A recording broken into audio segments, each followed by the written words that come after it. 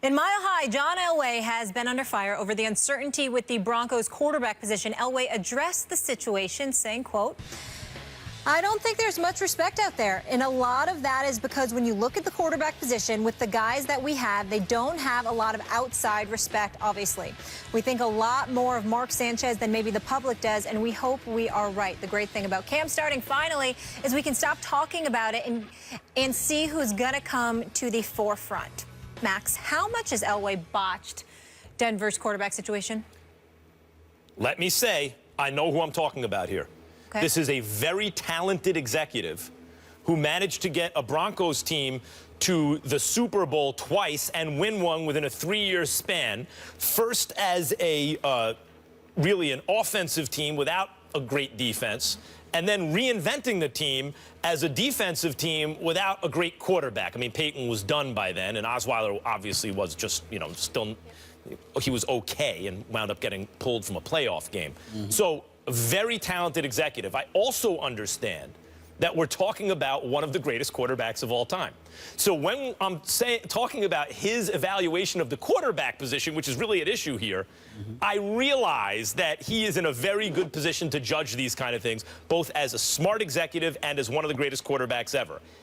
Stephen A., as you would say, however,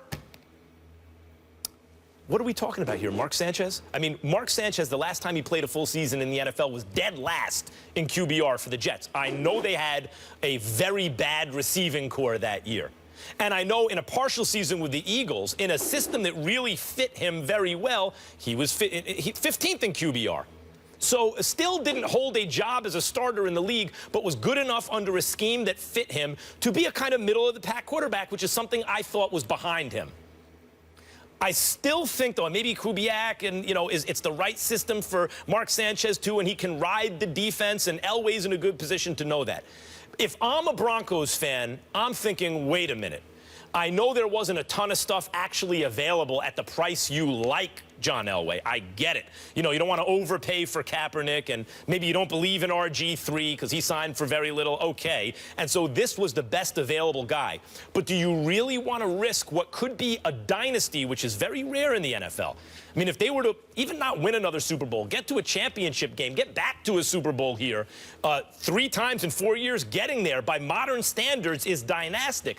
Do you really want to risk that with, let's face it, by all indications, especially over the last half-decade, a substandard quarterback? If I was a Broncos fan, I would not be happy about this. Well, listen, you shouldn't be happy about it, but you can't panic either.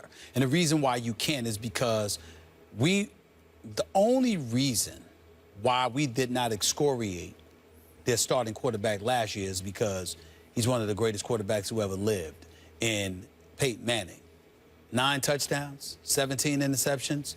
He was an absolute disaster, and he was a poor man's version of a game manager for the most part, particularly in the Super Bowl. Yeah, he had a good, decent performance in the first half against Pittsburgh, but for the most part, that's not the Peyton Manning we were accustomed to seeing. Could Mark Jackson be, I'm sorry, Mark Sanchez. Could he be that good? Sure he could.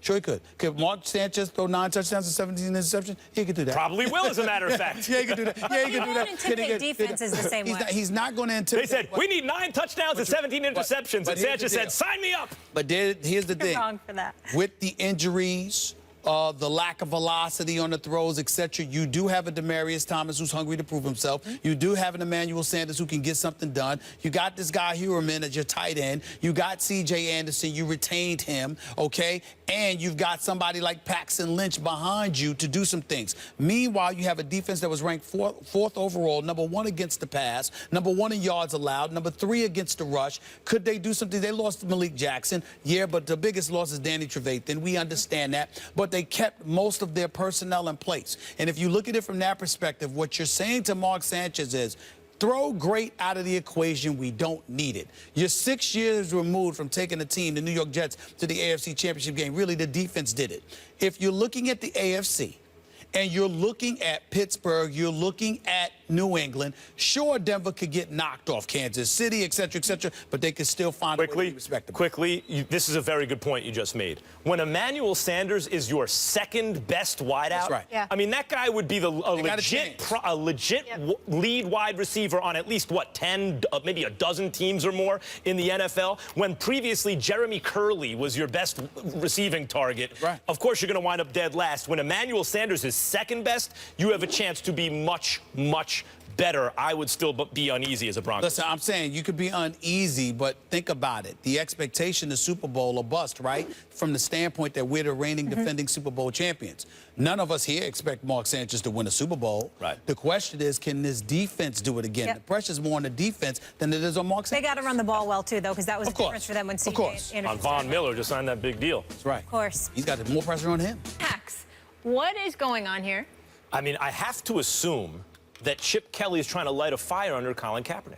And maybe it's because, the report that Gabbert was supposed to be drafted first overall, maybe instead of Cam Newton that year, and that's so insane. Maybe I'm underrating Gabbert, but he's been around for a minute now and has not shown me at least any indication that he can be an elite quarterback, where Colin Kaepernick has already been an elite quarterback. He's already done it on this level. I mean, he had Jaws and others saying, I'm looking at this guy like he has the potential to be the greatest quarterback who ever lived. That was to make people as knowledgeable as that even think that about you because of your play at the NFL level. In the playoffs at the NFL level, you've already been there. We know you can do it. We don't know that Blaine Gabbert can do anything like that. To me, Gabbert is like maybe not quite in case of emergency break glass kind of quarterback, but certainly not a guy who should be, especially with his, jitters in the pocket, pushing a guy for the job who, look, let's not forget, Kaepernick, when he was at, Chip Kelly used to watch his games at Nevada because he was with Oregon wanting to play that read options, thinking, this is the guy I kind of like, the way they're using him and the things he can do.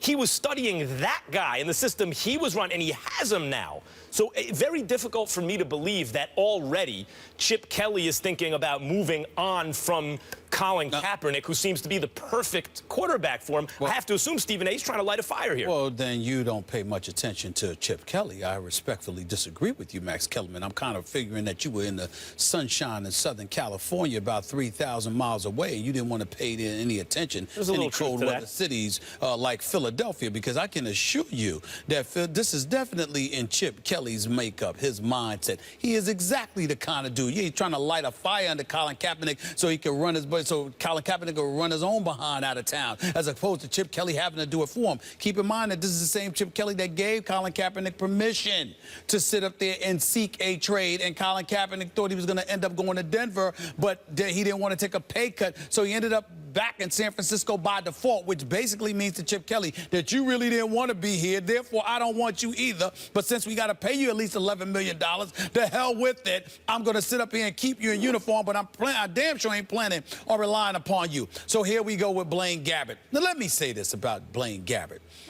I've never really watched Blaine Gabbert. I remember he got drafted 10th overall by Jacksonville in 2011. I remember seeing him a couple of times over the years where he looked as petrified as a lost puppy in the pocket, looked like he was shivering in his figurative boots, for crying out loud. Didn't appear to have any heart whatsoever.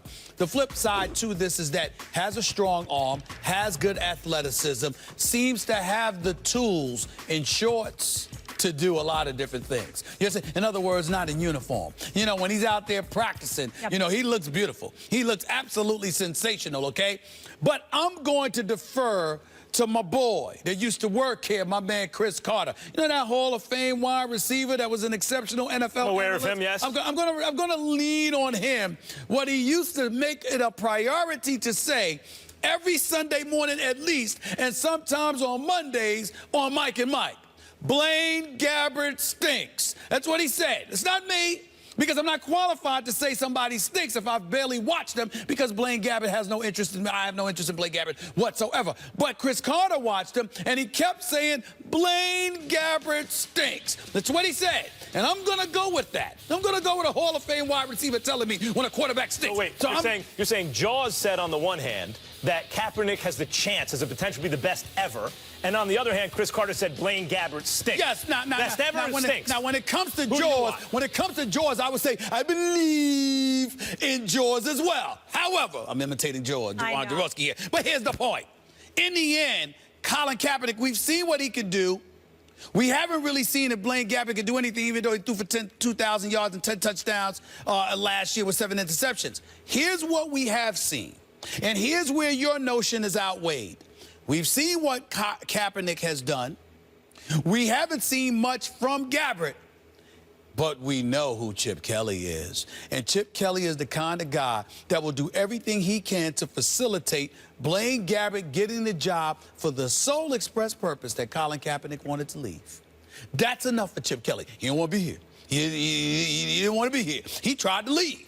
That's Chip Kelly. That's the Chip Kelly that's been in Philadelphia. You're assuming that Chip Kelly has learned nothing from his first stop in the NFL. Absolutely. Why assume that? Well, as a matter of fact, you know why. Because he got a job too fast? Because he got another job too fast? Because he got a job too fast, because of ego, and there's nothing to challenge it when you get a job that damn fast. If everybody's been telling me I stink and I'm wrong, but 3 weeks later I'm getting $6 million a year after getting fired, what have I really learned? I will tell you. What have I learned? What you've learned is that your first job was a disaster, partly because you believe that... He's not going to say it's a disaster. He was 26-21. Partly because, well, you inherited a team, and then you made decisions over personnel, and then it became a disaster. Right. Like, based on your judgment and your ability to communicate with players, right? Right. And now you go to a place where the guy who you studied it when he was a college player and you were coaching a college team because you wanted to run elements of that thing is now your quarterback. Let's not forget also, Chip Kelly is pretty good at revamping a line, at least in terms of pass protection, right?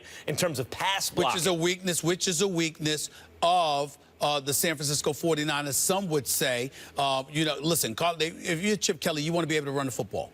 And can that offensive line create holes? You've got Staley, but then a bunch of supplementary parts that none of us really know of. You got Carlos Hyde, who can run the football, but his durability might be a question mark, okay? You got Chip Kelly, who may decimate his defense because they're so exhausted because of the fast pace in which he wants to play, and these guys having to make the adjustment to that could be an adjustment as well. There's too many question marks. I think it's a mistake. Who are you starting, Cap or Gabbert? Me personally, I'm starting Colin Kaepernick. Me too. You know why? Because he's better. And Chip Kelly, job on the line, just win on Sunday. This kind of mentality, in the end, he's going to go for the better player. If Chip Kelly starts Colin Kaepernick, it will be because of Colin Kaepernick's ability to run the football, and because Blaine. Throw it down the field. I'm just telling you what he would believe, and because of that, and because Blaine Gabbert hasn't shown him enough. But if Blaine Gabbert shows him anything, if it's a close fight in any way, he's going to give Blaine Gabbert. You're going to run the read option with a guy who's jittery in the pocket? Yep. And slower than the other guy, and he can't throw it as far as the other guy? I think Chip already knows. The other guy went to a Super Bowl? The guy traded away. The guy, even though Nick Foles is nothing to brag at home about, the guy traded away Foles for Bradford. No, Foles was making less than $1 million. Bradford's making $13 million. And trade him away. Not that Bradford's been really good. He's so much better than Foles. He did some things for a season, though. Huh? He did do some things for a season. Foles one season with Chip's offense, but otherwise has been terrible. Yes, he has.